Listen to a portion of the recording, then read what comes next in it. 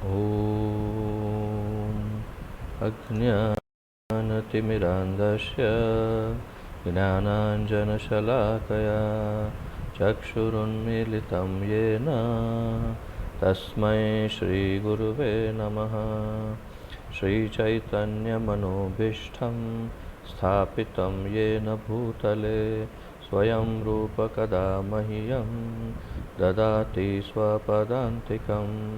वन्देऽहं श्रीगुरो श्रीयुतपदकमलं श्रीगुरुन् वैष्णवांश्च श्रीरूपं साग्रजातं सहगणरघुनाथान्वितं तं सजीवं साद्वैतं सावधूतं परिजनसहितं कृष्णचैतन्यदेवं श्रीराधाकृष्णपादान् सहगणललिता श्रीविशाखान्वितांश्च।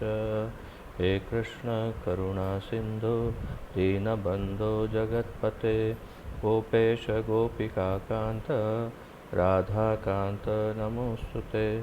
तप्तकाञ्चन गौराङ्गी राधे वृन्दावनेश्वरी वृषभानुसुते देवी प्रणमामि हरिप्रिये।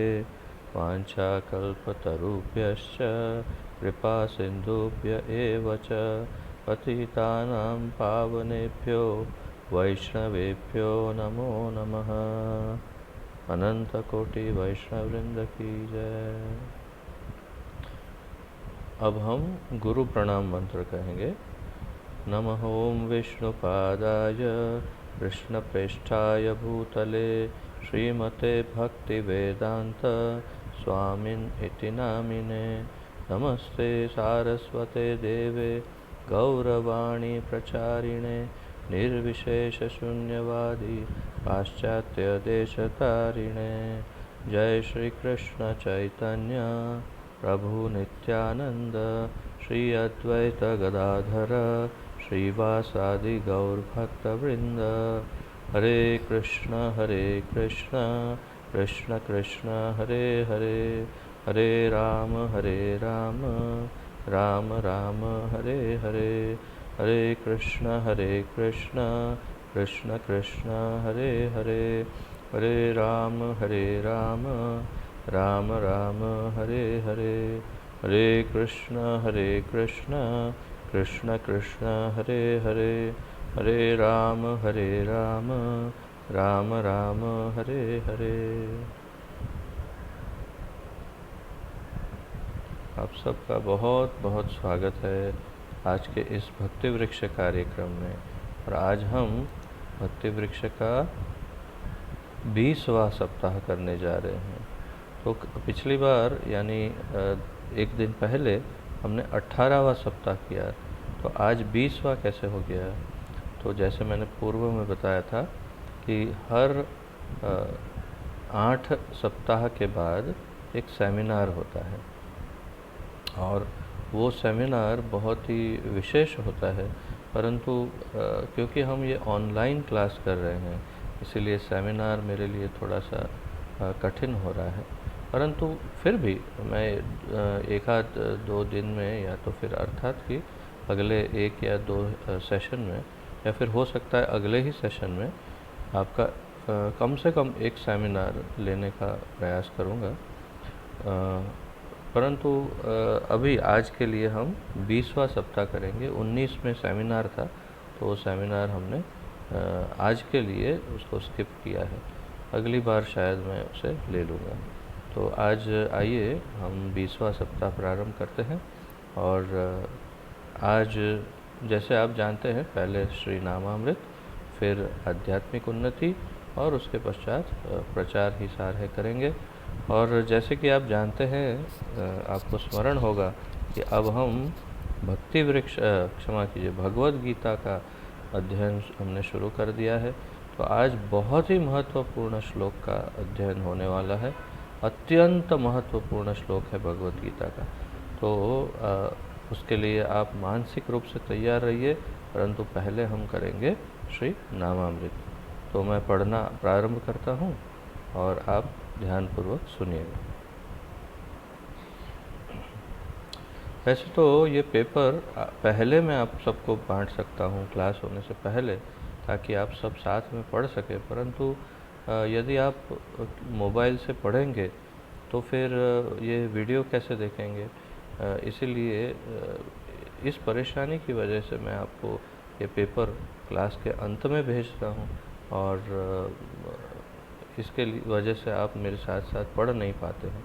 यदि किसी के पास लैपटॉप हो तो विशेष रूप से उनको मैं पहले से ये पेपर भेज सकता हूँ, ताकि वे पेपर भी देख सकते हैं और वीडियो भी देख सकते हैं, दोनों कार्य साथ साथ कर सकते हैं। तो ये मुझे आप में से जिसके पास भी पीसी, पर्सनल कंप्यूटर या लैपटॉप हो, तो वो अलग से मैसेज करके बता सकते हैं, तो उनको मैं हमेशा पहले पेपर भेज सकता हूँ। तो आइए श्री नामामृत से शुरुआत करते हैं। श्री नामामृत पवित्र नाम का अमृत, श्री श्रीमद् अभय चरणारविंद भक्ति वेदांत स्वामी श्रील प्रभुपाद जी के द्वारा। श्रील प्रभुपाद की जय। आज का शीर्षक है यह संसार में आध्यात्मिक वातावरण उत्पन्न करता है। यह अर्थात ये क्या है? तो भगवान का जो पवित्र नाम है वो संसार में आध्यात्मिक वातावरण उत्पन्न करता है। पवित्र नाम का जप इस संसार को भौतिक आसक्ति, ईर्ष्या, चिंता से मुक्त करता है। तो यही पवित्र नाम इस संसार को भौतिक आसक्ति, ईर्ष्या और चिंता से मुक्त करता है। तो आप सब में से मुझे आशा है, आशा क्या, मुझे तो यकीन है कि किसी को भी कोई भी चिंता नहीं होगी, सब लोग बिल्कुल चिंता मुक्त होंगे। और अभी तो विशेष रूप से इस परिस्थिति में किसी को किसी भी प्रकार की चिंता नहीं होगी। हमें तो कभी चिंता होती ही नहीं है। सही बात है ना, हम तो हमेशा चिंता मुक्त रहते हैं। तो मैं मजाक कर रहा हूँ, आप जानते हैं, क्योंकि इस भौतिक संसार में कोई भी मनुष्य ऐसे स्वाभाविक रूप से आपने देखा होगा, कोई भी ऐसा नहीं दिखता कि जो चिंता मुक्त हो, परंतु ये शास्त्रों का कथन है और आचार्यों का यहाँ वर्णन है, और यही सत्य है, सनातन सत्य, कि वास्तव में जो हरि नाम का जप करता है, कीर्तन करता है, वो वास्तव में भौतिक संसार में भी ऐसी कठिन परिस्थिति में भी वो चिंता मुक्त हो सकता है। तो देखिए ना, भगवान उनकी हमेशा रक्षा भी करते हैं और उनको उनका ध्यान भी रखते हैं, जो भगवान के परायण होते हैं, जो भगवान के भक्त होते हैं। उसका एक छोटा सा उदाहरण आज हमने दिया है। आज सभी भक्तों के लिए, विशेष रूप से रानी के भक्तों के लिए, वहाँ पर अनाज और तेल, गेहूँ वगैरह, ये सब जो भी है वो सब वहाँ पर आज पहुँच गया है। तो मंदिर की तरफ से एक ये अभियान है कि जो भगवान के भक्त हैं उनका ध्यान रखा जाए। इसमें भी कोई अंतर नहीं किया। वास्तव में मंदिर ने ऐसा भी पूछा था कि जो भक्त रेगुलर क्लास अटेंड कर रहे हैं, जो माला जप कर रहे हैं, उनके नाम दीजिएगा। परंतु इसमें से कुछ ऐसे भी हैं जो नहीं करते हैं क्लास अटेंड, लेकिन वो केवल हमारे व्हाट्सएप ग्रुप में होने के बावजूद भी भगवान ने उन सब का ख्याल रखा है। सब के लिए गेहूँ, तेल आदि जो भी है, सब का पर्याप्त मात्रा में स्टॉक भेज दिया है आज मंदिर ने। तो एक छोटा सा ही उदाहरण है, ये तो भौतिक उदाहरण है कि भगवान उन सब का बहुत ख्याल रखता है जो भगवान के परायण होते हैं, और वास्तव में उन्हें कोई चिंता करने की आवश्यकता नहीं होती है। कभी भी चिंता हो तो भक्त को एक ही बात विचार करनी चाहिए कि अगर मैं चिंता करूंगा तो फिर भगवान क्या करेंगे, क्योंकि भगवान भक्त की हमेशा चिंता करते हैं। इसलिए भक्तों को स्वयं की चिंता करने की आवश्यकता वास्तव में नहीं होती है। आइए इसे पढ़ते हैं। प्रचेता भगवान विष्णु से कहते हैं। ये श्रीमद् भागवत से लिया गया है, जिसमें प्रचेता जो है अब प्रचेता कौन है वो सब समझाने के लिए बहुत ही लंबा समय चला जाएगा, इसलिए मैं वो न समझाते हुए मूल सब्जेक्ट पे, विषय पे आता हूँ। तो प्रचेता भगवान विष्णु से कहते हैं। जब उन्हें भगवान विष्णु के दर्शन हुए प्रचेताओं को, तो उन्होंने उनसे ये प्रार्थना अर्पण की।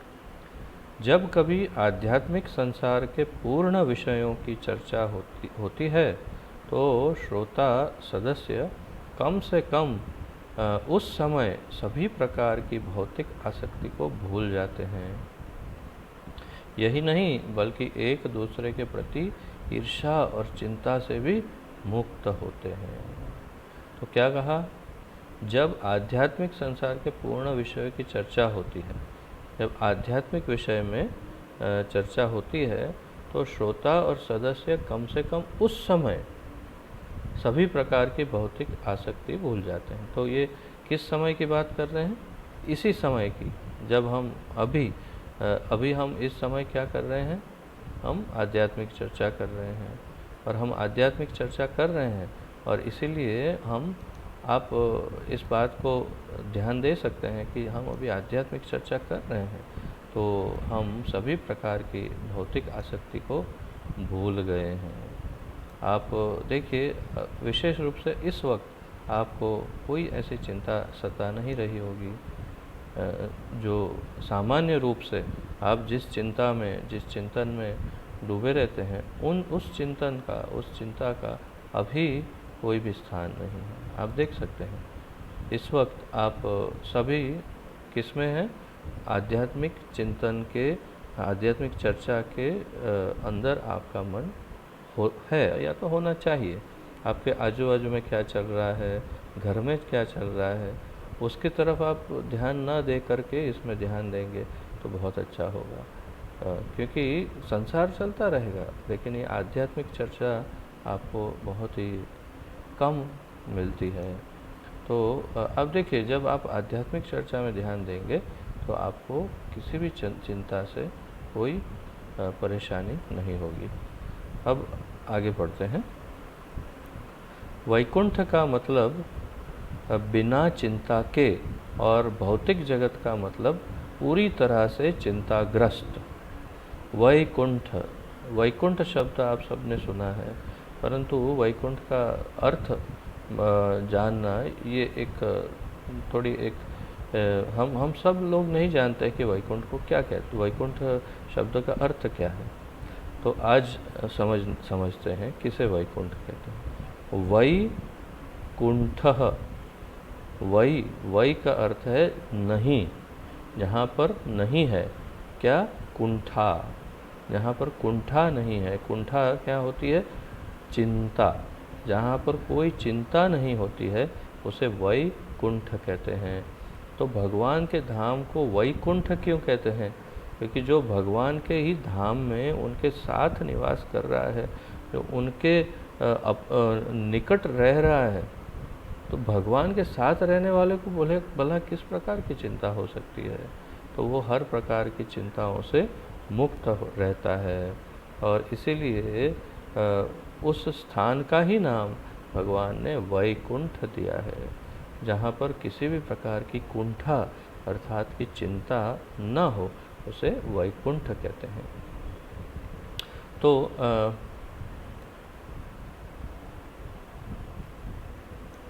प्रहलाद महाराज कहते हैं, सदा समुद्विग्न धियाम असद ग्रहात। तो प्रहलाद महाराज का पूरा चरित्र है श्रीमद् भागवत में, और जब नरसिंह देव उनके सामने प्रकट होते हैं तो वे प्रार्थनाएं उनको अर्पण करते हैं। परंतु ये इसमें यहाँ पर क्या कह रहे हैं प्रहलाद महाराज? सदा समुद्विग्न धियाम असद ग्रहात। जीव जिसने इस भौतिक जगत को अपना घर समझा है और रहना स्वीकार किया है, वह चिंताओं से ग्रस्त है। सदा समुद्विग्न, सदा ही वो चिंताओं से ग्रसित है, उद्विग्न है, उद्वेग है उसे। धियाम, धियाम अर्थात बुद्धि। तो और असद ग्रहात मतलब जिसने इस धरती को जो वास्तव में बिल्कुल भी रहने योग्य नहीं है, उसे अपना घर समझ लिया है, उसके लिए चिंताएं कभी समाप्त नहीं हो सकती, प्रहलाद महाराज कहते हैं। तो जीव जिसने इस भौतिक जगत को अपना घर समझा है और यहाँ रहना स्वीकार किया है, वह चिंताओं से ग्रस्त रहता है। तो हम सब ने वही किया है ना। इसमें आपको लगेगा ये क्या, इसमें एक आश्चर्य की बात क्या है, हम सब ने तो इसे ही अपना घर समझा है, यही तो हमारा घर है। बल्कि हमें तो बचपन से यही सिखाया गया है कि धरती हमारी माता है, भारत माता की जय हो, और मैं हिंदुस्तानी हूँ इत्यादि। तो ठीक है, ये भाव सद भावना हो सकती है, परंतु ये आध्यात्मिक भावना नहीं है। आध्यात्मिक भावना है कि मैं भगवान का हूँ, मैं भगवान का नित्य दास, नित्य संगी, उनका नित्य सेवक, उनका प्रेमी हूँ, और मुझे भगवान के धाम में उनके साथ रहना है, क्योंकि मैं तो जीवात्मा हूँ। आज भारतीय का, आज हिंदुस्तानी का, एक हिंदू का मैंने एक शरीर धारण किया है, ठीक है, परंतु कल मैं कोई भी शरीर धारण कर सकता हूँ। मैं इसी हिंदुस्तान में कुत्ता बिल्ली भी बन सकता हूँ, या मैं अमेरिका में वहाँ का प्रेसिडेंट, प्राइम मिनिस्टर बन सकता हूँ, या कुछ भी बन सकता हूँ कभी भी। तो मैं पूरी पृथ्वी पर कहीं भी, अरे पृथ्वी ही क्यों, मैं आ ब्रह्म भुवना लोका पुनरावर्तिनो अर्जुन, भगवान जैसे भगवत गीता में कहते हैं कि मैं इस ब्रह्मलोक से पाताल लोक तक कहीं भी कोई भी शरीर धारण कर सकता हूँ। हमारी जो पृथ्वी है उससे ऊपर 6 लोक और उससे नीचे 7 लोक हैं। तो ऊपर के लोगों को स्वर्ग लोक कहते हैं, और पृथ्वी के नीचे के 7 लोक को नर्क लोक अथवा तो पाताल कहा जाता है।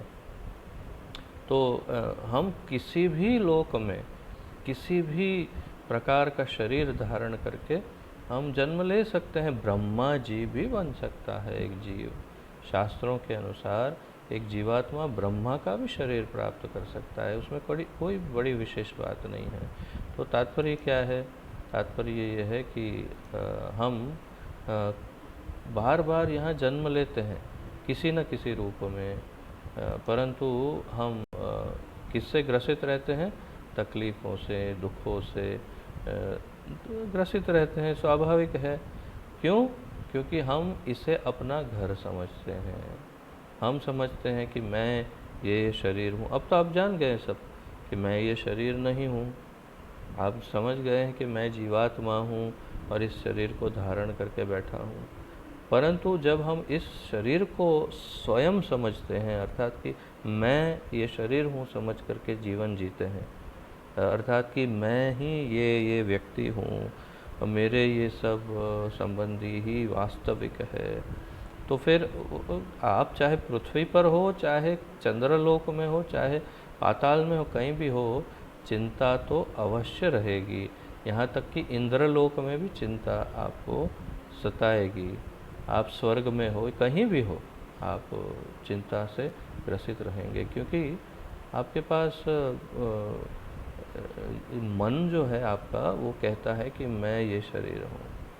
तो वास्तव में ये बहुत ही अच्छी बात कही यहाँ पर प्रहलाद महाराज ने, सदा समुद्विग्न धियाम असद ग्रहात। तो वो कहना चाहते हैं कि भाई इस देहात्म बुद्धि को छोड़ दो, देह आत्म बुद्धि, अर्थात कि मैं ये शरीर हूँ। यह जगत तुरंत ही वैकुंठ हो जाता, यही जगत तुरंत वैकुंठ हो जाता है जब कभी यहाँ भगवान के पवित्र नाम व विषयों की चर्चा शुद्ध भक्तों द्वारा होती है। जब शुद्ध भक्त मिलकर के इसी स्थान पर, इसी पृथ्वी पर, चाहे पाताल में, चाहे नर्क में, चाहे कहीं भी, अगर भगवान के नाम की चर्चा आरंभ करते हैं तो वही स्थान तुरंत वैकुंठ हो जाता है। यह श्रवणम कीर्तनम विष्णु की प्रक्रिया है। श्रीमद् भागवत में बताया है, भगवान विष्णु के पवित्र नाम को सुनना और उसका जप करना जैसे कि भगवान स्वयं कहते हैं, भगवान ने स्वयं कहा है, नाहं तिष्ठामि वैकुंठे योगिनां हृदयेषु वा तत्र तिष्ठामि नारद यत्र गायन्ति मद्भक्ताः। भगवान नारायण कहते हैं, नारद मुनि पूछते हैं भगवान को, अरे भगवान मैं कई बार आता हूँ, आप वैकुंठ में नहीं दिखते हैं, आप मैं सब जगह ढूंढता हूँ, मिलते नहीं हैं, आप रहते कहाँ हैं? तो इस प्रश्न का उत्तर देते हुए नारद मुनि को ये नारायण स्वयं कह रहे हैं, नाहम तिष्ठामि वैकुंठे, मैं वैकुंठ में नहीं रहता। अरे वैकुंठ तो आपका ही घर है, फिर आप वहाँ नहीं रहते, कहाँ रहते हैं? योगिनाम हृदयेषु वा, योगी जन जो होते हैं, साधक जो ध्यान योग करते हैं, उनके हृदय में परमात्मा स्वरूप में भी मैं नहीं रहता। अच्छा, तो फिर रहते कहाँ हैं? तत्र तिष्ठामि नारद, मैं वहाँ रहता हूँ। कहाँ? यत्र गायन्ति मद्भक्ताः, जहाँ पर मेरे भक्त मिल करके हरिनाम संकीर्तन करते हैं, मैं वहाँ पर रहता हूँ। तो भगवान ये बहुत स्पष्ट रूप से बता रहे हैं कि वे कहाँ निवास करते हैं, जहाँ पर हरिनाम संकीर्तन होता है वहाँ पर रहते हैं। बिल्कुल इसके जैसा ही एक और श्लोक अलग जगह पर अलग शास्त्र में बताया है, नाहम तिष्ठामि वैकुंठे, क्षमा कीजिए,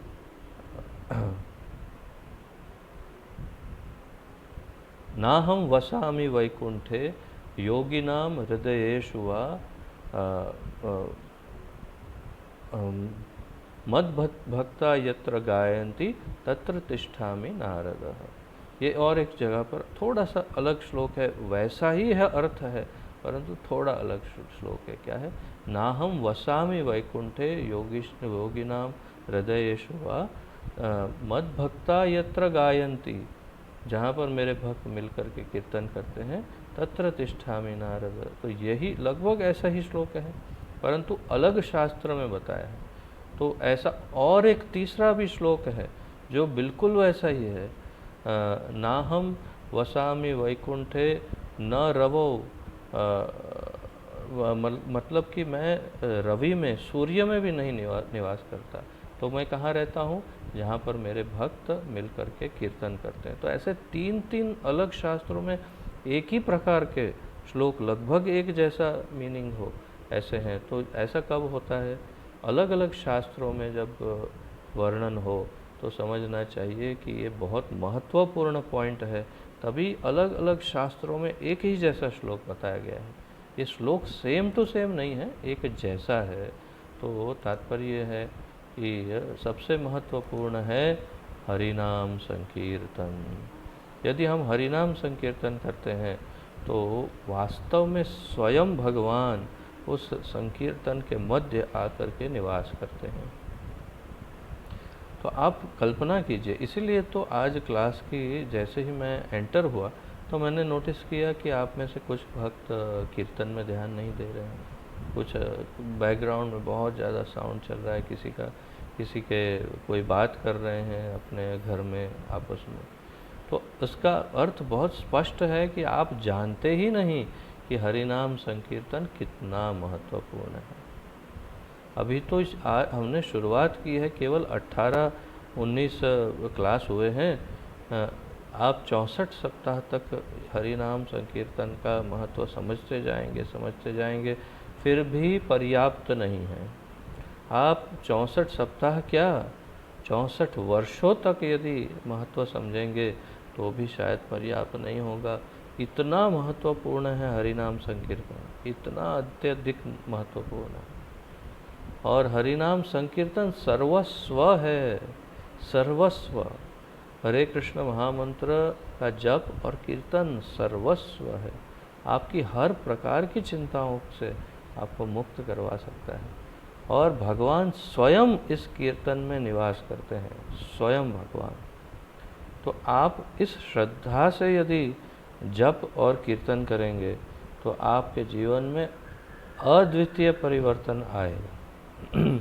ये बिल्कुल निश्चित है, ये बिल्कुल निश्चित है, लेकिन श्रद्धा होनी चाहिए। अगर आपके हृदय में ये श्रद्धा, डाउट करेंगे तो मुश्किल होगी। अगर आप डाउट करेंगे तो संभव नहीं है रिज़ल्ट देखना। रिज़ल्ट कब दिखेगा? जब आप विश्वास रखेंगे। भगवान को तो श्रद्धा की आवश्यकता है आपकी।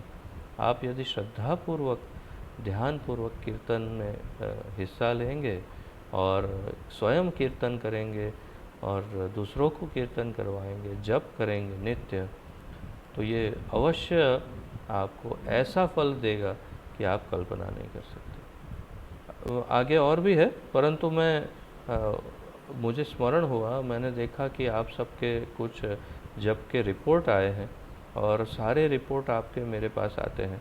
तो अभी समदर्शी माधव प्रभु ने इसका पूरा रिपोर्ट बना के मुझे भेजा, तो मैं देख रहा हूँ कि सब लोग 16 माला जप नहीं कर रहे हैं। हाँ, ये आपको वैसे भी धीरे धीरे 16 माला तक जाना है। ये नियम शायद आपको पता होगा, नहीं पता हो तो ये भी आपको बता दूं कि श्रील प्रभुपाद जी ने ये अभय वचन दिया है कि जो व्यक्ति इस संसार में कम से कम 16 माला का जप, हरे कृष्ण महामंत्र की 16 माला प्रतिदिन कम से कम करेगा, कम से कम 16 माला मतलब 108 ऐसा 16 बार हरे कृष्ण महामंत्र, और 4 नियम का पालन जो करेगा, तो उन्हें मैं स्वयं उन्हें गोलोक वृंदावन धाम, जो वैकुंठ का सर्वोच्च धाम है, गोलोक वृंदावन धाम में मैं उनको प्रविष्ट करवाऊंगा। ये श्रील प्रभुपाद जी ने स्वयं, एक महाभागवत ने स्वयं ये अभय वचन दिया हुआ। तो आप ये समझिए कि आपको यदि वास्तव में इस चिंताओं से सदा सदा के लिए मुक्त होना है तो गोलोक धाम जाना है, और गोलोक धाम जाना है तो कम से कम 16 माला जप करना है। आप चिंताओं से मुक्त नहीं भी होना चाहते हो तो भी भगवान के दर्शन और उनके साथ सदा सदा के लिए रहने के लिए भी आप 16 माला जप कर सकते हैं प्रतिदिन। और मैं अभी ये क्यों बता रहा हूँ, वास्तव में तो ये आपको धीरे कालांतर में बताना चाहिए भक्ति वृक्ष के नियम के अनुसार। भक्ति वृक्ष के नियम के अनुसार शुरुआत में आप 1, फिर 2, फिर 4, फिर 6, 8 इस तरह से माला बढ़ानी होती है। परंतु अभी ये लॉकडाउन में और क्या काम है? लॉकडाउन जैसा इतना उत्तम जो आपको ये अवसर, सुअवसर मिला है, और अब तो 18 तारीख से और आगे बढ़ने वाला है लॉकडाउन। तो मेरी आप सबसे विनती है, प्रार्थना है कि आप इस स्वर्णिम अवसर को मत गंवाइएगा। आप कम से कम 16 माला प्रतिदिन कीजिए। और आप में से कुछ ऐसे विशेष हैं भक्त, ऐसे आप सभी बहुत विशेष हैं सभी, परंतु फिर भी कुछ ऐसे हैं जिनसे तो मुझे बिल्कुल अपेक्षा है कि आपको कम से कम 16 माला प्रतिदिन करनी चाहिए। और सबसे पहला नाम इसमें मैं लूँगा मौलिक प्रभु का। मैंने 10 माला का रिपोर्ट देखा, परंतु मेरी आशा है कि आप कम से कम दोनों पति पत्नी प्रतिदिन 16 माला जप करिए, क्योंकि इस लॉकडाउन में और क्या करना है। इसी स्वर्णिम अवसर का आप लाभ अभी नहीं उठाएंगे तो कब लेंगे। इसलिए मेरी आप सबसे प्रार्थना है, प्रत्येक से एक व्यक्ति से, यहाँ जितने सुन रहे हैं सबसे, और बाद में भी जो ये वीडियो देखने वाले हैं उन सबसे मेरी प्रार्थना है कि इस लॉकडाउन में तो कम से कम 16 माला करिए, और फिर बाद में आपकी इच्छा हो तो फिर आप उसे कम ज़्यादा कर सकते हैं। परंतु अभी तो बड़ा अच्छा अवसर है, 16 क्या, अभी तो आप 32 क्या 64 माला कर सकते हैं घर में बैठे बैठे। आपको आश्चर्य होगा, वृंदावन धाम में ऐसे कई भक्त रहते हैं जो अपने नित्य क्रम में प्रतिदिन 64 या कभी कभी 108 माला भी करते हैं। तो हम तो केवल 16 माला की बात करें जिसमें 2 घंटे के आसपास का समय लगता है, अधिक समय नहीं लगता। तो इतना समय तो हम दे सकते हैं कम से कम इस लॉकडाउन में, है ना। तो आप सबसे मेरी ये प्रार्थना है कि आप सब इस लॉकडाउन के दौरान 16 माला का जप करिए, तो बहुत ही उत्तम होगा। तो आगे पढ़ते हैं। मेरे प्रिय नारद, वास्तव में न ही मैं अपने धाम में रहता हूँ, न ही मैं योगियों के हृदय में रहता हूँ, परंतु मैं वहाँ रहता हूँ जहाँ मेरे शुद्ध भक्त मेरे पवित्र नाम का जप करते हैं और मेरे रूप, लीला और गुणों की चर्चा करते हैं। तो हरिनाम संकीर्तन के साथ साथ कीर्तन, कीर्तन का अर्थ ये भी है कि जहाँ पे भगवान की चर्चा हो। तो अभी फ़िलहाल इसी समय हम जो कर रहे हैं वो है भगवान के गुणों की चर्चा, या श्रीमद् भागवत का पाठ कहीं है हो रहा हो जो शुद्ध भक्त के द्वारा हो रहा हो, वो प्रोफेशनल कथाकार के द्वारा नहीं, तो वो भी हरिनाम संकीर्तन ही है। तो तात्पर्य क्या है कि जहाँ कहीं भी भगवान की चर्चा हो रही हो, उनके गुणों की, उनकी लीलाओं की आदि, तो ये कीर्तन ही है। और वहाँ पर जहाँ पर भगवान की चर्चा होती है या संकीर्तन होता है, गायन होता है उनके नामों का, वहाँ पर भगवान स्वयं निवास करते हैं। आध्यात्मिक कंपन पवित्र नाम के जप में भगवान की उपस्थिति के कारण वैकुंठ का वातावरण उत्पन्न होता है। तो वैकुंठ का वातावरण किसमें उत्पन्न होता है? इस हरे कृष्ण महामंत्र के कंपन अर्थात कि जप के द्वारा। जब हम जप करते हैं तो जो आध्यात्मिक कंपन है उससे वैकुंठ का वातावरण उत्पन्न होता है, क्योंकि स्वयं भगवान उसमें निवास करते हैं। यह वातावरण व्यक्ति पुण्य कर्म करता है, क्षमा कीजिए, यह वातावरण भय और चिंता से मुक्त है। ये वातावरण वैकुंठ है। वैकुंठ मतलब जिसमें कुंठा ना हो, अर्थात जिसमें चिंता ना हो। तो ये वातावरण भय और चिंता से मुक्त है। एक जीव दूसरे जीव से नहीं डरता। भगवान के पवित्र नाम और उसकी महिमा सुनने से व्यक्ति पुण्य कर्म करता है। शृण्वताम स्वकथा कृष्ण पुण्य श्रवण कीर्तनः। ये श्रीमद् भागवत का श्लोक है 1-2-17, पहले स्कंद का दूसरे अध्याय का 17वां श्लोक। तो इसमें कहा गया है, अतः उसकी भौतिक आसक्ति तुरंत ही समाप्त हो जाती है। क्या कहा है? शृण्वताम स्वकथा कृष्ण पुण्य श्रवण कीर्तनः। जो भगवान के दिव्य गुण, लीला आदि का जो पुण्य श्रवण और कीर्तन करता है उसका क्या होता है? फिर आगे इस श्लोक में बताया है, हृदयंतस्थो या अभद्राणि विधुनोति सुहृत्सताम। अर्थात कि उनके हृदय में जमा हुआ जो मैल है उसे धो देता है ये पुण्य श्रवण और कीर्तन, और भगवान स्वयं उसके हृदय में निवास कर सकते हैं। तो तात्पर्य क्या है कि हरे कृष्ण महामंत्र का कीर्तन और जप और भगवान के दिव्य गुणों की चर्चा, अर्थात कि श्रीमद् भागवत और भगवत गीता की चर्चा हमेशा करनी चाहिए, जैसे हम अभी कर रहे हैं। कृष्ण भावनामृत संघ के द्वारा शुरू की गई इस संकीर्तन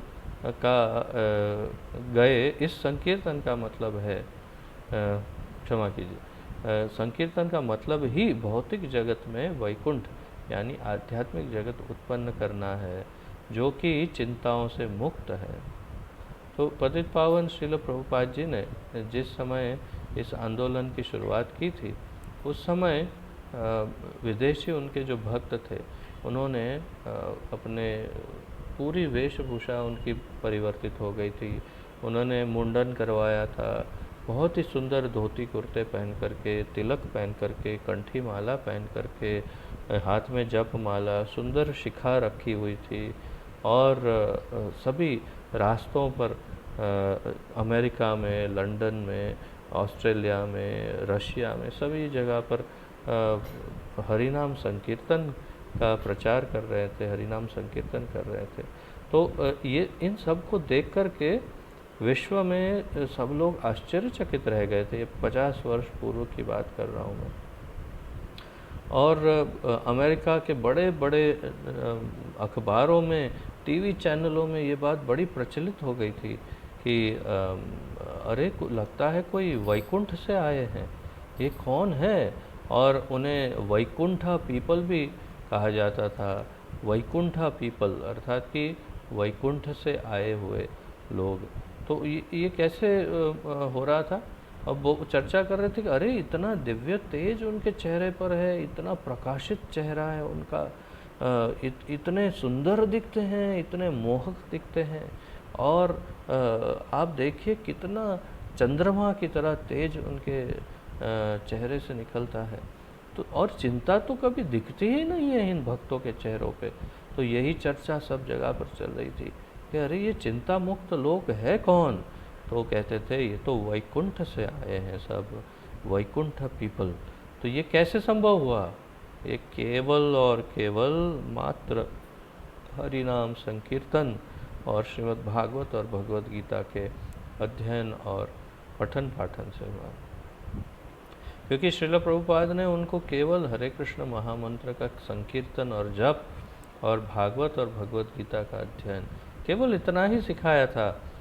और इतना करने पर भी ये वो लोग थे जो बचपन से ही सदैव मांसाहार करते थे, सदैव जो नशा करते थे, सदैव जो व्यभिचार करते थे और सदैव जुआ आदि खेलते थे। ये चारों भयानक दूषणों में जो सदैव लिप्त थे, ऐसे लोगों को प्रभुपाद जी ने इस संकीर्तन आंदोलन में जोड़ दिया और पूरा उनका जीवन संपूर्ण रूप से परिवर्तित हो गया। उन्हें हरिनाम दीक्षा तो दी, उन्हें ब्राह्मण दीक्षा दी और किसी किसी को तो संन्यास दीक्षा भी उन्होंने अर्पण कर दी, प्रदान की। तो और क्या हुआ, तो उन लोगों ने सब कुछ तो त्याग कर दिया, यहाँ तक कि प्याज और लहसुन का भी त्याग कर दिया, यहाँ तक कि चाय और कॉफ़ी का भी परित्याग कर दिया।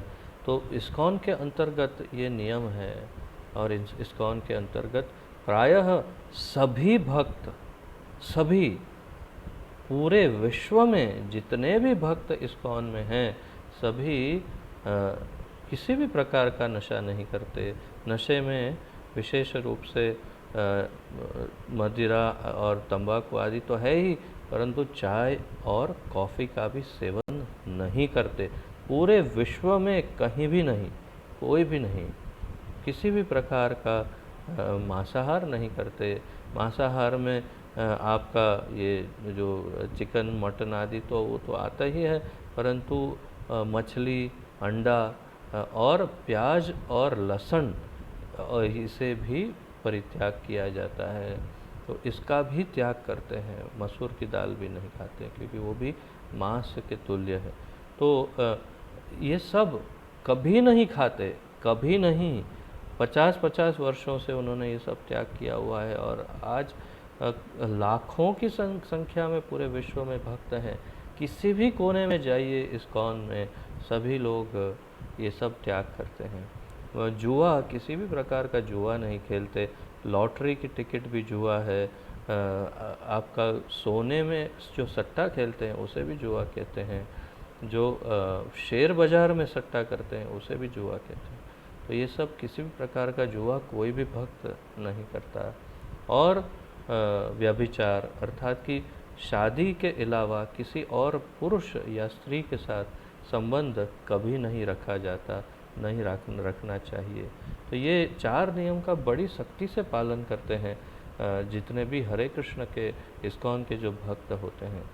ये सब मैं आपको क्यों बता रहा हूँ, ये सब इसलिए बता रहा हूँ क्योंकि अब आप लोग धीरे धीरे इसी परिवार का एक हिस्सा होते जा रहे हैं।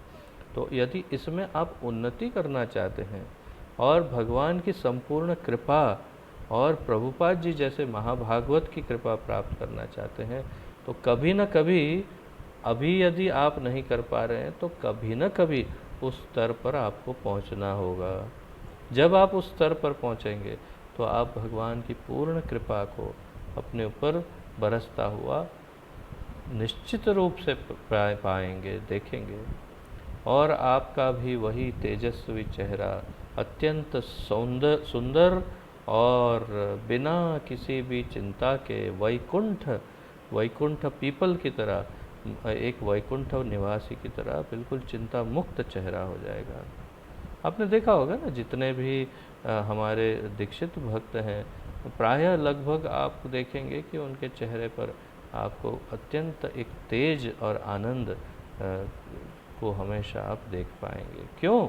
क्योंकि ये सारे भक्त जो हैं 4 नियम का पालन और 16 माला का जप अवश्य करते हैं, संकीर्तन करते हैं और भगवत गीता भागवत का ये पठन पाठन करते हैं। आगे कहा है कृष्ण भावनामृत संघ के द्वारा, हाँ ये तो पढ़ा हमने, इसकी प्रक्रिया श्रवण और कीर्तन को पूरे जगत में फैलाना है। इस भौतिक जगत में हर व्यक्ति दूसरे से ईर्ष्या करता है। मनुष्य में यह पशु वृत्ति तब तक रहेगी जब तक संकीर्तन यज्ञ संपन्न नहीं होता। तो जब तक हम संकीर्तन यज्ञ नहीं करते तब तक हमें ये पशु वृत्ति रहेगी, जिसको बोलते हैं ईर्ष्या।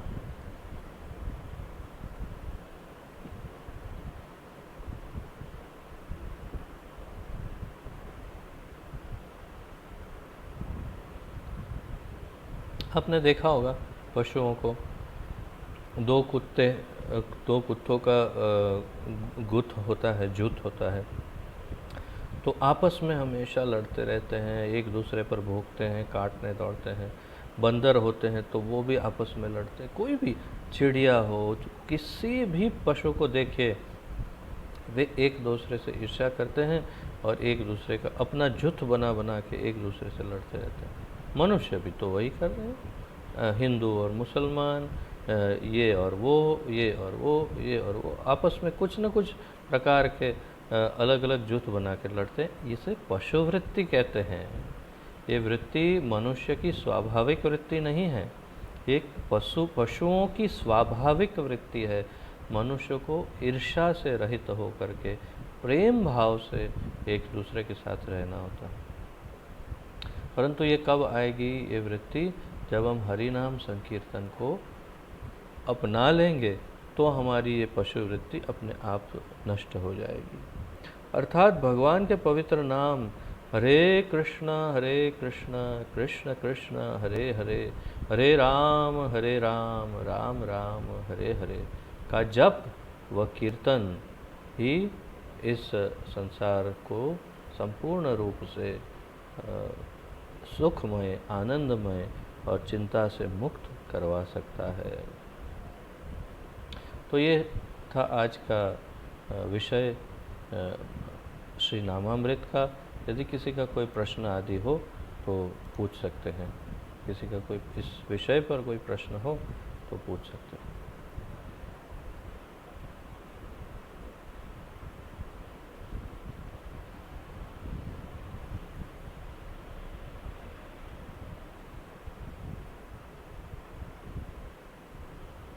ठीक है, तो आप सब, आशा है मुझे कि सब लोग हरि नाम संकीर्तन का जप, संकीर्तन और जप अवश्य करेंगे। घर में सुबह शाम संकीर्तन करिए हरे कृष्ण महामंत्र का, घर के सब लोग मिल करके अगर संभव हो। और अभी तो संभव होगा, सब घर में ही तो रहते हैं, तो सब मिलकर के कीर्तन करिए सुबह शाम, और जप अवश्य करिए कम से कम 16 माला। तो आप में से कोई ऐसा भक्त हैं जो मुझे ये वचन देना चाहते हो कि हाँ हम अभी 16 माला का जप प्रतिदिन करेंगे?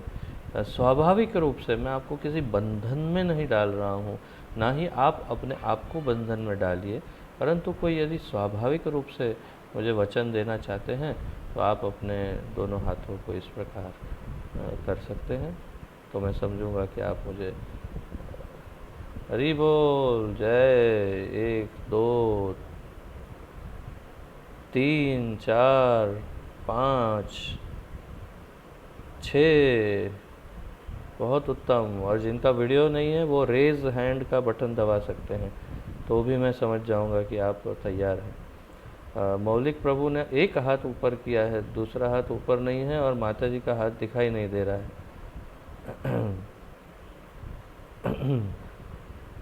हरि हरि बोल, बहुत उत्तम बहुत उत्तम।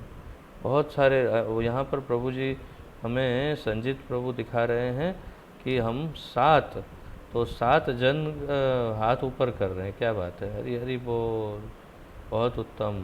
ओह अच्छा 8 है, 8 है, बहुत बढ़िया, बहुत उत्तम।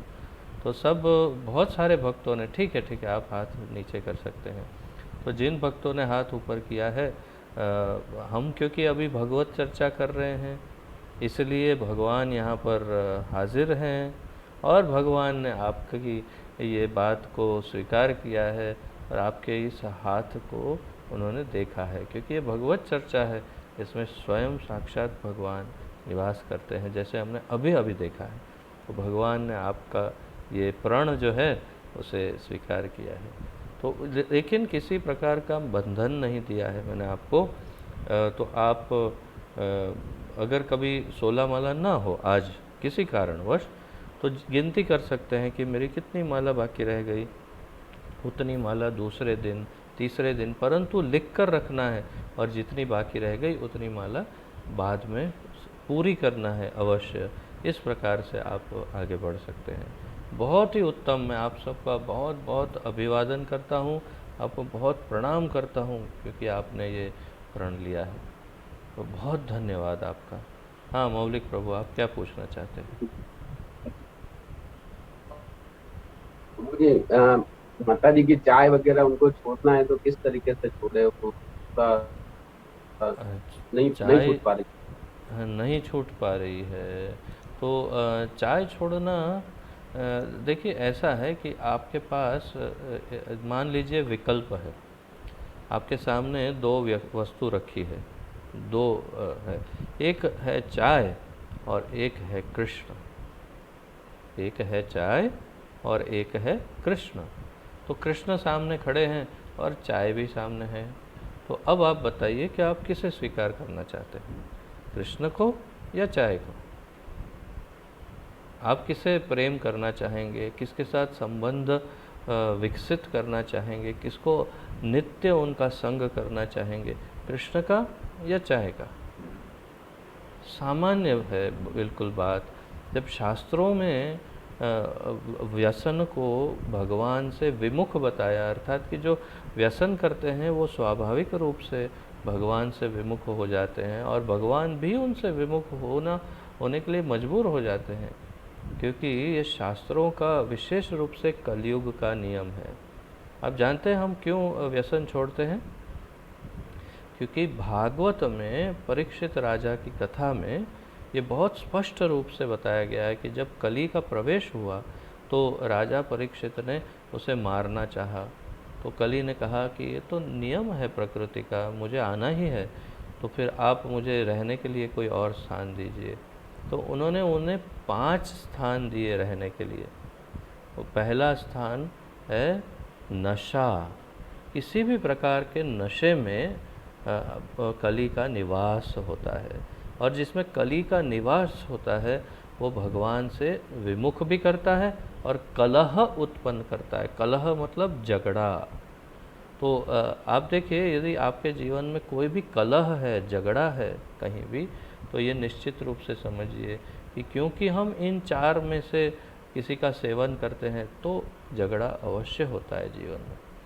तो नशा और मांसाहार और जुआ और व्यभिचार, ये 4 स्थान दिए हैं। मैंने जो पहले आपको बताए ये 4 नियम क्यों हम पालन करते हैं इस्कॉन में, क्योंकि ये चारों स्थान को परीक्षित राजा ने ऑफिशियली, अर्थात कि औपचारिक रूप से उन्होंने घोषणा की है ये, कि ये 4 स्थान मैं तुमको प्रदान करता हूँ निवास करने के लिए।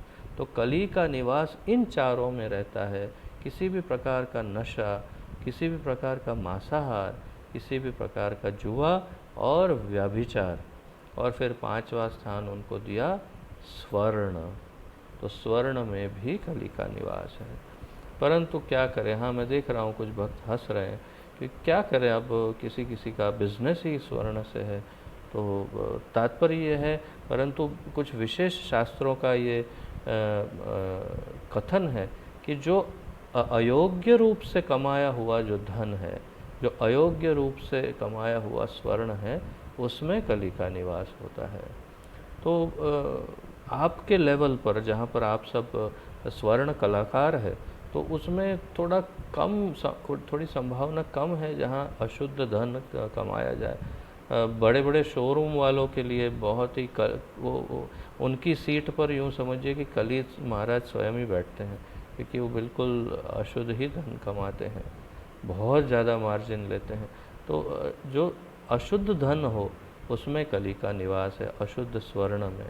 परंतु आप लोगों को क्या कर सकते हैं, व्यवसाय के रूप में आप कर रहे हैं, प्रयास करिए कि कोई अशुद्ध धन ना हो। भगवान आपकी रक्षा अवश्य करेंगे, आपको पर्याप्त जितनी ज़रूरत है उतना आपको जो भी आवश्यकता है वो पूरी करेंगे। आगे हम भगवत गीता में देखेंगे भगवान स्वयं उन्होंने ये अभय वचन दिया है कि मैं मेरे भक्तों को जो भी ज़रूरत है वो उनकी मैं स्वयं पूरी करता हूँ। तो चिंता नहीं करना है, श्रद्धा रखना है और वे अवश्य ख्याल रखेंगे।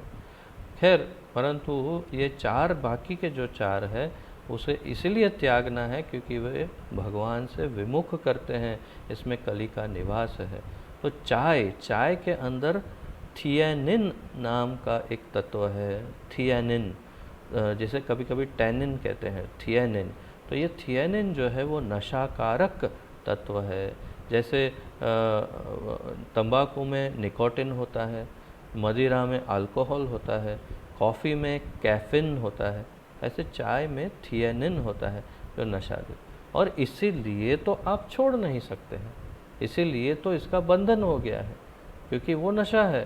तो आप ये कल्पना कीजिए कि आप एक नशाखोर कहलवाना चाहते हैं या नशा मुक्त होकर के बहुत ही साफ़ सुथरा जीवन जीना चाहते हैं। तो ये चाय का भी बड़ा भयानक नशा है। अगर चाय नहीं मिलती तो लोगों की हालत ख़राब हो जाती है। तो प्रयत्न कीजिए कि चाय को त्याग दीजिए।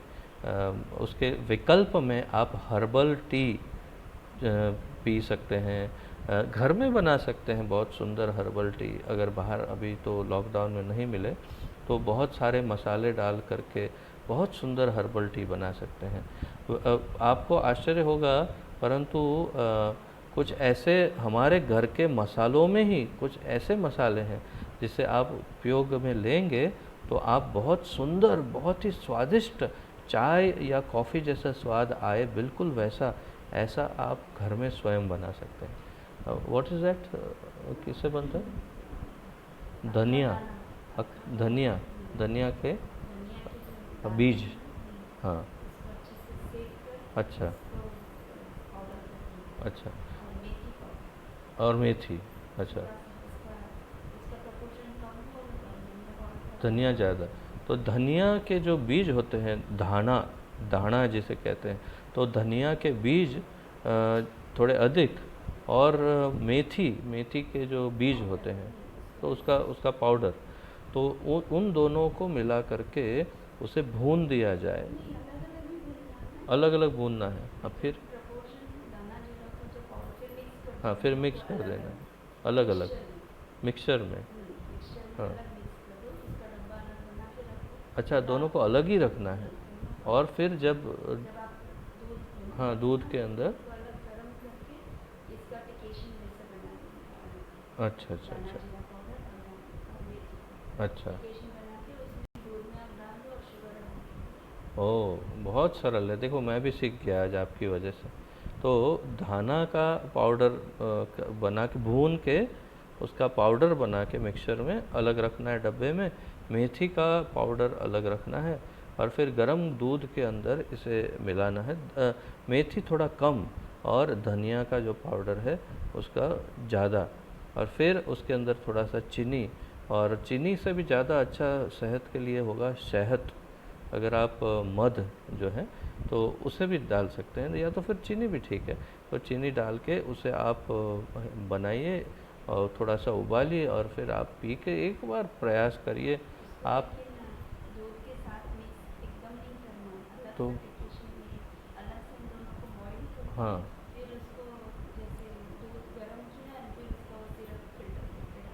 ओ, तो पहले इसे पानी में बना लेना है और फिर उसको बना के उबाल के फिर उसको दूध में मिक्स करना है, दूध में नहीं उबालना है, नहीं तो दूध फट जाएगा।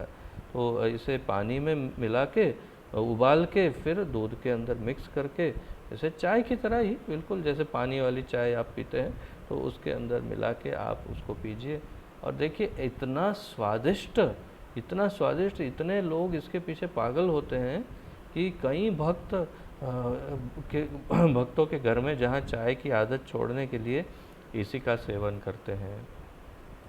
परंतु ये इतना कठिन नहीं है जितना आप समझ रहे हैं। ये बड़ा आसान है, बड़ा सरल है। आप एक बार यदि निश्चित कर लें और भगवान को प्रार्थना करें दो हाथ जोड़ करके कि हे ठाकुर जी, मैं ये व्यसन से मुक्त होना चाहता हूँ या चाहती हूँ, आप मेरी सहायता करें, मेरा ध्यान आपके चरणों में रहे, मेरा ध्यान चाय में न रहे। चाय और चरण दोनों लगभग समान सुनने में लगते हैं, परंतु चाय न हो करके चरण में ध्यान आए, ऐसी कृपा करें तो ठाकुर जी आशीर्वाद दे देंगे। और चाय क्या बड़ी बात है। मैंने ऐसे ऐसे लोग देखे, मैं भी आपको अधिक क्या बताऊं। मैं स्वयं जब भौतिक जगत में था, जब मैं इस आध्यात्मिक जगत में नहीं था, उस समय मैं स्वयं भी सिगरेट का पान करता था, और वो भी एक दिन में 40 सिगरेट पीता था मैं। कितनी? 40। जब मैं भक्ति में प्रविष्ट होने के लिए मुझे भक्तों ने प्रेरित किया, तो एक ही दिन में, एक ही झटके में मैंने उस 40 सिगरेट का त्याग कर दिया। और मुझे सिगरेट के इतने तीव्र नशे के बावजूद भी कभी परेशानी नहीं हुई, क्योंकि पहले ही दिन से मैंने 16 माला का जप आरंभ कर दिया था। पहले ही दिन से 16 माला का जप और चारों नियम का पालन पहले ही दिन से। मैं मतलब पूरी तरह से सीधा कूद पड़ा इस आध्यात्मिक जीवन में। तो भगवान ने भी मेरी इतनी लाज रख ली कि मैं इतनी तीव्र सिगरेट की आदत भी मुझे एक झटके में मेरी छुड़वा दी। और ये उस दिन से आज तक कभी फिर उसकी आवश्यकता नहीं पड़ी। हाँ, कभी कभी स्वप्न में सिगरेट आ जाती है। आप सोचिए कि इतना भयानक होता है ये नशा कि स्वप्न में ऐसा लगता है कि मैं सिगरेट पी रहा हूँ।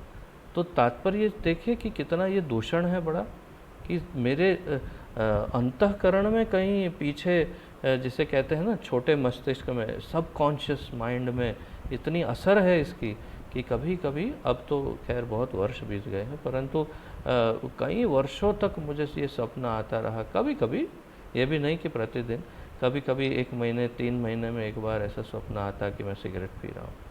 और बड़ी ग्लानि होती कि अरे क्यों पी रहा हूँ, मैं तो भक्त हो गया हूँ। स्वप्न में भी ये जागृति थी मेरी, परंतु वास्तव में उसके बाद कभी आवश्यकता नहीं पड़ी है, एक ही दिन में। तो मेरा तो इतना ही कहना है कि अगर 40 सिगरेट का नशा कोई छोड़ सकता है, तो आप चाय नहीं छोड़ सकते हैं। ये तो बहुत ही हंसी वाली बात है मेरे जैसे नशाखोर व्यक्ति के लिए कि कोई चाय नहीं छोड़ सकते। तो ये तो बहुत ही मामूली सी बात है, चाय की तुलना इतनी सिगरेट से नहीं हो सकती है। तो एक झटके में आप इसे छोड़ सकते हैं। हाँ, 1 या 2 दिन सर दुखेगा और शायद पेट साफ होने में तकलीफ़ हो, ऐसा कुछ हो सकता है, परंतु आप उसके भी लिए कोई चूर्ण ले लें, कुछ ये जैसे हमने अभी बताया वो धाना पाउडर, और उसका एक हर्बल टी बना ले घर में, कुछ काढ़ा बना ले। लेकिन 2-3 दिन उसके बाद आप चाय को भूल जाएंगे। और जब चाय याद आए तो चरण को याद कीजिए, श्री कृष्ण चरणारविंद, तो आपकी चाय अपने आप छूट जाएगी, मुझे ऐसी आशा है। तो और कुछ किसी को पूछना है या कुछ व्यक्त करना है?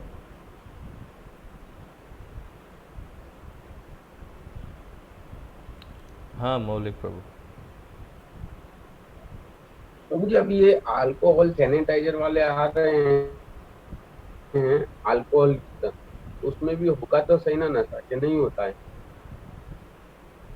सैनिटाइजर आते हैं ना अभी, ये उपयोग करने के लिए बोला है।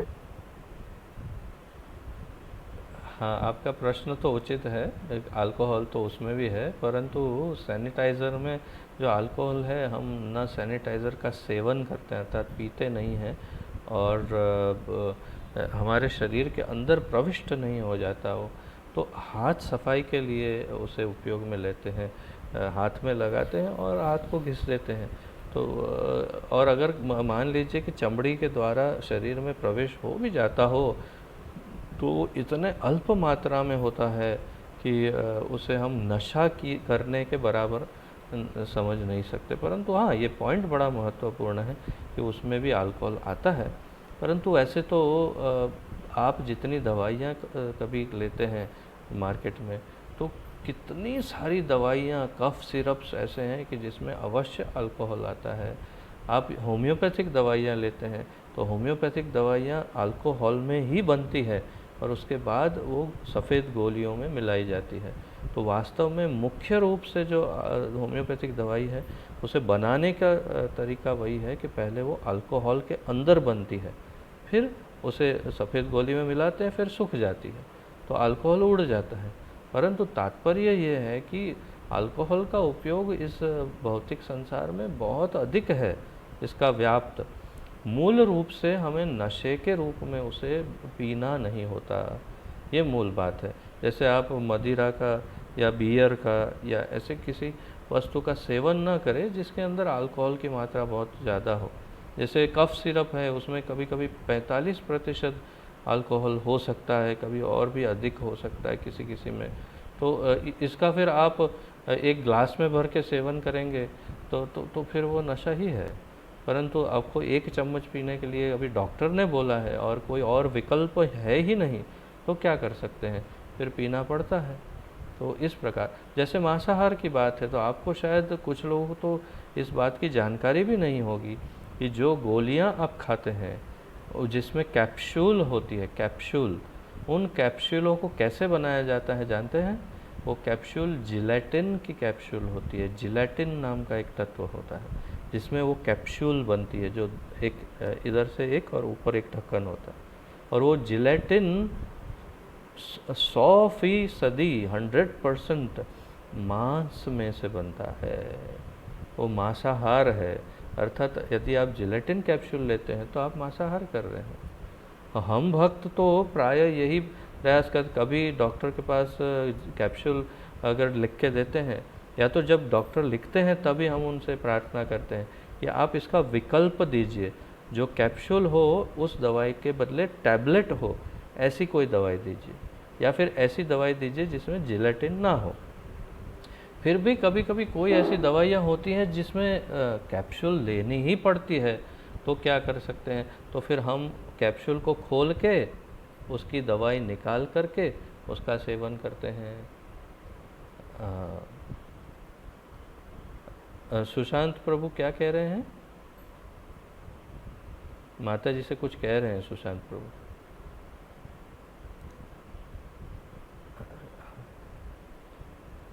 हाँ, क्या बता रहे हैं? बोल रहा है इतना सारा कुछ। मैं बोला पहले तो चार छोड़िए, हाँ, चाय सही बात है, सही बात है। आप इतना ज़्यादा लोड एक साथ मत पहले तो लीजिए। चार छोड़िए। सही बात है, सही बात है। हाँ, एक साथ इतना लोड फिर मत अपना लीजिए। सही सही बात है, बिल्कुल सही है।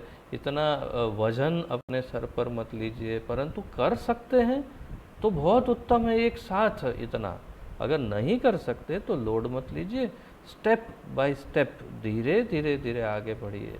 पहले तो चाय छोड़ने का प्रयास करिए, प्याज लहसुन छोड़िए, मांसाहार छोड़िए, धीरे धीरे जाइए आगे, और आध्यात्मिक उन्नति को आप स्वयं ही अनुभव कर सकेंगे कि किस प्रकार अपना जो अंतःकरण है उसमें चेतना में अंतर आ रहा है। तो मैं ये कह रहा था कि जिलेटिन की कैप्सूल जो है उसमें भी मांसाहार आता है, परंतु क्या कर, और कभी कभी गोली खोल नहीं भी सकते तो क्या कर सकते हैं, तो फिर ग्रहण करना भी पड़ सकता है। तो जब जीवन मरण का प्रश्न हो तब हम इसके अंदर थोड़ा कॉम्प्रोमाइज़, थोड़ा सा इसे छोड़ सकते हैं इस नियम को, परंतु सामान्य रूप से मांसाहार नहीं करना, नशा नहीं करना है, व्यभिचार नहीं करना और जुआ नहीं खेलना, ये सामान्य नियम है जिसे हमें सामान्य रूप से पालन करना चाहिए। तो आध्यात्मिक उन्नति बहुत ही स्पीड से हो सकती है। बस इतना ही, ठीक है। और किसी को कुछ पूछना हो, चर्चा करना हो तो आपका स्वागत है। अब आज हम ये पूरे विषय पर ही बहुत अच्छी सी चर्चा चल रही है। इसके ऊपर मैं आपको प्रेजेंटेशंस भी दिखाऊंगा जब हमारा सेमिनार होगा तब। परंतु फिर भी आज चर्चा जब हो ही रही है तो किसी का कोई प्रश्न है तो अवश्य पूछ सकते हैं।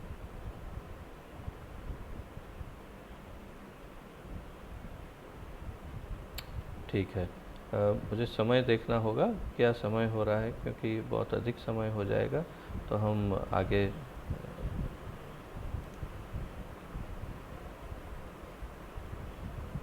हाँ, लगभग 8 बजने वाले हैं।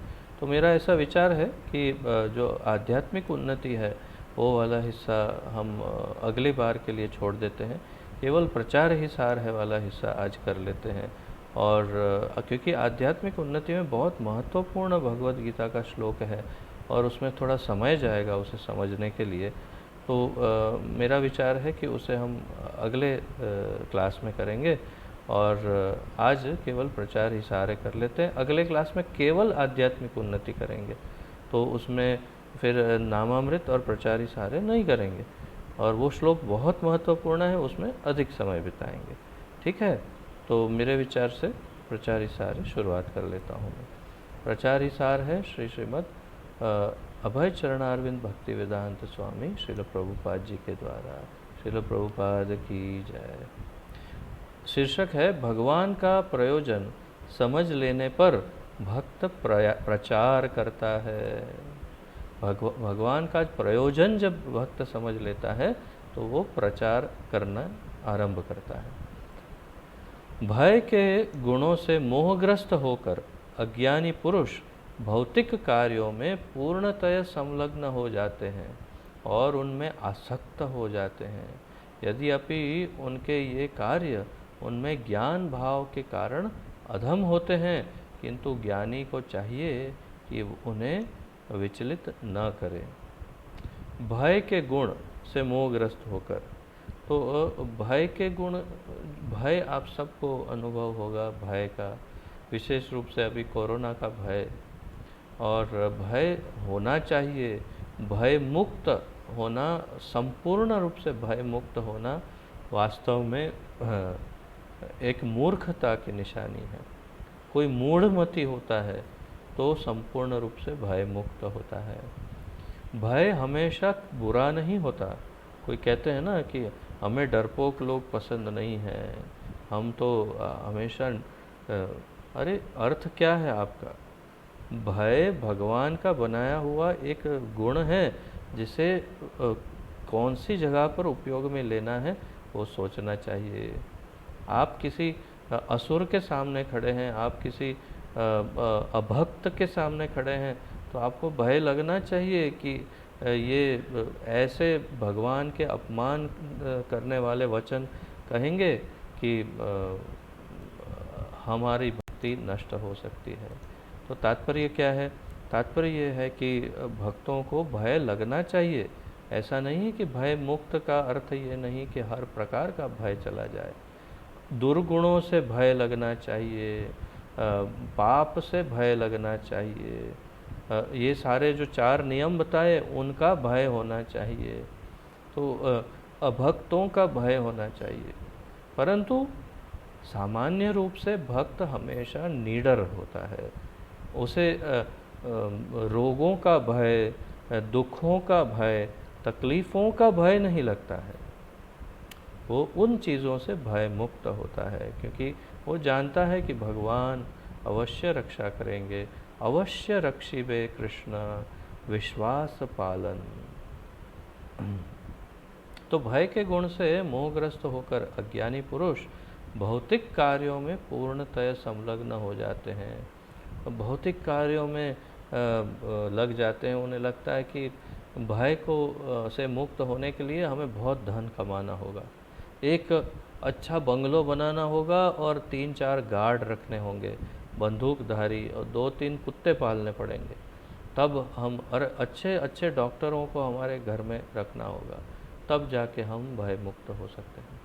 आप लोगों को पता नहीं मुझे ये ज्ञान है कि नहीं, परंतु जो ये चाइनीज़ देश हैं उसमें विशेष रूप कोरिया, तो कोरिया में एक बहुत बड़े तानाशाह का राज अभी चल रहा है, और वो इतने भयानक तानाशाह है कि उसे पूरा विश्व त्राही त्राही है। बहुत ही भयानक व्यक्ति है वो, और बहुत ही बड़ा शौकीन, बहुत बड़ा व्यभिचारी, बहुत बड़े दुर्गुणी व्यक्ति है।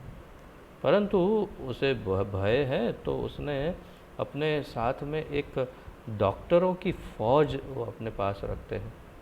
उन्होंने कुछ 6-7 डॉक्टर की एक टीम बनाई है जो हमेशा उनके साथ चलते हैं जहाँ भी वो जाते हैं। आप कल्पना कीजिए कि वो सतत निरंतर डॉक्टरों के निरीक्षण में रहते हुए भी अभी अभी कुछ दिनों पहले उनकी ब्रेन की बहुत बड़ी सर्जरी की गई है। तो ये क्या इसका तात्पर्य है? तात्पर्य है कि वो चाहे पूरे विश्व के सारे डॉक्टरों को अपने साथ क्यों न रख ले, जो प्रकृति के नियम है, भगवान के जो बनाए हुए अटल नियम है, उससे वो पीछा नहीं छुड़ा सकते। तो भयग्रस्त हैं, परंतु भयग्रस्त होने के पश्चात भी उनको जो है इस रोग ने ग्रसित कर लिया।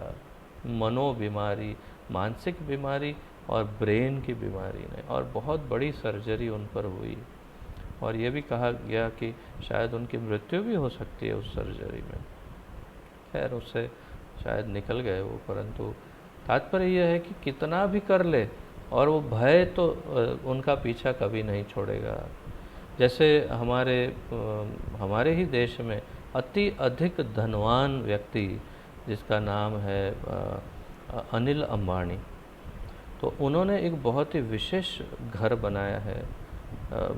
और अनिल अंबानी की मुकेश अंबानी, शायद मैं कन्फ्यूजन कर रहा हूँ, तो बॉम्बे में एक बहुत विशेष घर बना है, बहुत बड़ा multi storey building. Mukesh Ambani, अच्छा मुकेश अंबानी, तो और उसमें उनके इतना बड़ा बिल्डिंग है, आप देखेंगे, और माना जाता है कि इस विश्व के सबसे महंगे घरों में से एक है, सबसे महंगे घर में से, क्योंकि पूरा बहुत बड़ा मल्टी स्टोरी बिल्डिंग है, और हर एक फ्लोर पे उन्होंने कुछ कुछ बनाया है। जैसे एक पूरा फ्लोर है उसमें जिम्नेशियम है, एक पूरे फ्लोर में लॉन्ड्री हो सकती है, एक पूरा फ्लोर जो है वो फूड कोर्ट या रेस्टोरेंट, क्षमा कीजिए, होगा इस तरह। तो उसमें एक फ्लोर में पूरे डॉक्टर और डिस्पेंसरी है, अस्पताल जैसा है। तो क्यों ये किया है? क्योंकि भय है।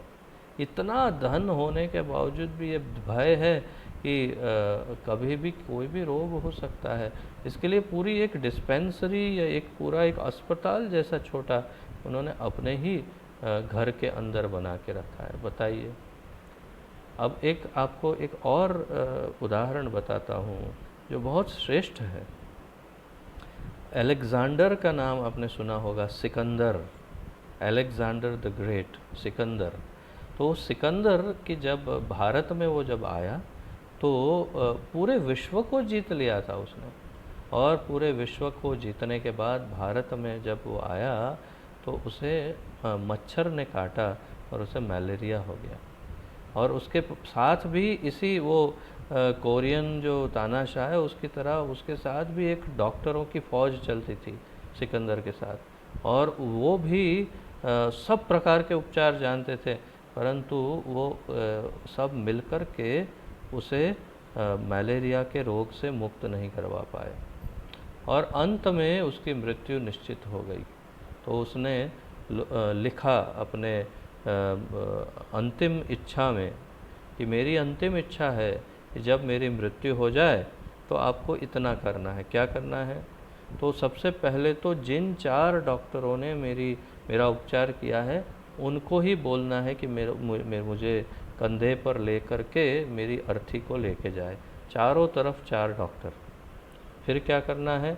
फिर मेरे हाथ को अर्थी के अंदर ऐसे खुले छोड़ देना है, ऐसे खुले रखना है बाहर, अर्थी के बाहर हाथों को। और क्या करना है, और जितने भी हीरे जवाहरात माणिक ऐसे बहुत ही दुर्लभ मैंने हीरे जवाहरात जो लूटे हैं उन सबको मेरी अर्थी के आगे रोड पर फेंकना है, जिसके ऊपर से होकर के लोग चल के जाएं। ऐसा क्यों उन्हें पूछा गया, तो उन्होंने कहा कि इसलिए सबसे पहले तो ये 4 डॉक्टर मेरी अर्थी इसलिए उठाएंगे ताकि सारा विश्व ये देखे कि ये दुनिया के सर्वश्रेष्ठ 4 डॉक्टर मिलकर भी मेरा जीवन बचा नहीं पाए, तो मृत्यु तो अवश्य आएगी, चाहे कुछ भी कर लो।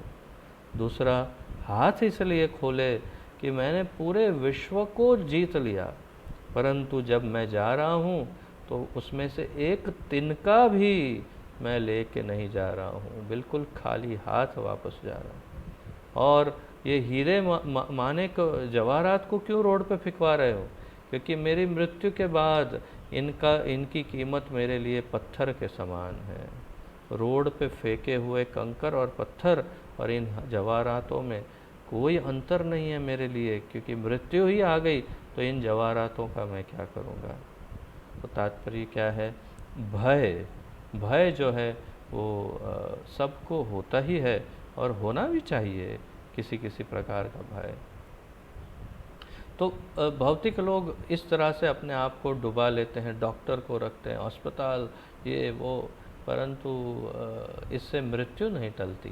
भगवान भगवद गीता में भी कहते हैं, मृत्यु सर्वहरश्चाहम, मैं स्वयं ही मृत्यु स्वरूप हूँ, काल हूँ और मैं सब कुछ हर लेता हूँ। मृत्यु सर्वहरश्चाहम, मैं सब कुछ हर लेता हूँ। जब मैं मृत्यु के रूप में आता हूँ तो कुछ भी नहीं बचता है, तो फिर किसके लिए इतनी हाय हाय करना है। यद्यपि उनके ये कार्य उनमें ज्ञान भाव के कारण अधम होते हैं, किंतु ज्ञानी को चाहिए कि वे उनसे विचलित ना हो। जो लोग अज्ञानी है वे कृष्ण भावनामृत के कार्यों को नहीं समझ पाते। अतः भगवान कृष्ण हमें यह उपदेश देते हैं कि ऐसे लोगों को विचलित न किया जाए और व्यर्थ ही मूल्यवान समय नष्ट न किया जाए, किंतु भगवत भक्त, किंतु भगवान का भक्त भगवान से भी अधिक दयालु होता है। आप सुनिए इस वाक्य को, भगवान का भक्त भगवान से भी अधिक दयालु होता है, क्योंकि वे भगवान के प्रयोजन को समझते हैं। भगवान के भक्त जो हैं वो भगवान के प्रयोजन को, उनकी इच्छा को, उनके प्लान को समझते हैं। फलतः वे सभी प्रकार के झंझट झेलते हैं। भक्त सब प्रकार के झंझटों को झेलते हैं, तकलीफ़ों को झेलते हैं, इस पृथ्वी पर बार बार जन्म लेते हैं भक्त, और क्या करते हैं, यहाँ तक कि वे इन अज्ञानी पुरुषों के पास जाकर उन्हें कृष्ण भावनामृत के कार्यों में प्रवृत्त करने का प्रयास करते हैं, जो मानव के लिए परम आवश्यक है। अर्थात कि जो भगवान के भक्त होते हैं वो इन सब लोगों के पास जा कर के उन्हें भक्त बनाने का प्रयत्न करते हैं, उनको भगवत भक्ति में जोड़ते हैं। और इसीलिए ये परम आवश्यक है कि भगवान के जो भक्त होते हैं वो भगवान के नाम का, उनकी गुण, दिव्य गुण, लीला आदि का प्रचार करें और दूसरे लोगों को भक्त बनाए। ये बहुत ही आवश्यक होता है, अत्यंत आवश्यक है कि आप अपनी स्वयं की उन्नति के लिए, भगवान की इच्छा पूर्ति के लिए, भगवान को प्रसन्न करने के लिए आप दूसरे लोगों को भी भक्त बनाएं। ये बहुत ही आवश्यक है। तो मेरी आप सबसे यही प्रार्थना है जो हमेशा करता हूँ कि आप अपने मित्र, अपने संबंधी, अपने परिवारजन, अपने पड़ोसी, अपने जो भी जानने वाले हैं उनमें से जो भी थोड़ा सा आस्तिक है, जो थोड़ा सा भगवान में या देवी देवता में थोड़ी आस्था रखता है, उन्हें इस भगवान की भक्ति की तरफ उन्हें आप प्रेरित करें और भगवान का भक्त बनाने के लिए उनको प्रेरणा दे, या इस हमारे क्लास में जोड़ने के लिए उनको आप प्रयत्न कर सकते हैं। तो यही मेरी आप सबसे प्रार्थना है कि लोगों को भक्त बनाइए और अपने जीवन को और उन्नत करिए।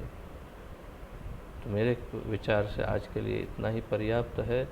किसी को कोई और प्रश्न आदि पूछना है तो पूछ सकते हैं, अन्यथा हम क्लास को आज यहीं विराम देते हैं। अगले क्लास में फिर वही भगवत गीता का बहुत महत्वपूर्ण श्लोक हम लेंगे। सब अपनी भगवत गीता को तैयार रखिएगा अपने साथ में, और आज क्लास के अंत में आप सब मिल कर के समदर्शी प्रभु आपको एक माला का जप करवाएंगे, एक माला जप करवाएंगे। मिल कर के जप करिएगा अवश्य। किसी का कोई प्रश्न ना हो तो मैं आपसे आज्ञा चाहूँगा।